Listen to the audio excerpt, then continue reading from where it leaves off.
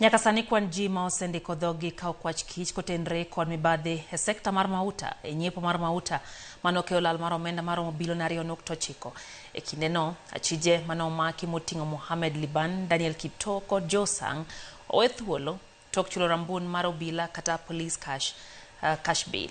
Okinde magi bende kawuono ochwalo oboke malieko ni chik ne ogol gi komiti mar angarita mar piny. Cleophas Oluoch ne giler.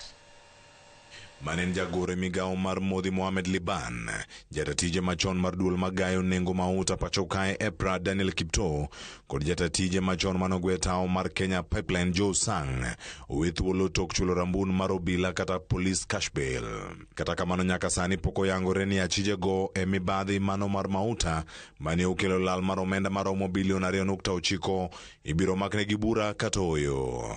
Okinde mag gito mako chung ni achije go ne okotimo richo moramora ni mar gine giwuok oko mar keto e tim chik mane ogol gi kuku mar komiti marango arita mar piny.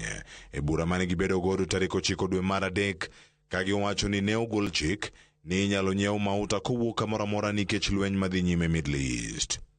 Nyaka sani, ji maromo 20 osendiko dhogi kotenore kod mibadhi makamano. Gino ma otimore kawuono e log tich mano mar okwach kich pacho kae. Ei gi kanyo, nitiere jatelo kata director moro achiel mawuok e kambi mano mar One Petroleum ma ilieko ni ne okelo mauta no maromo lita milion 68 pacho ka.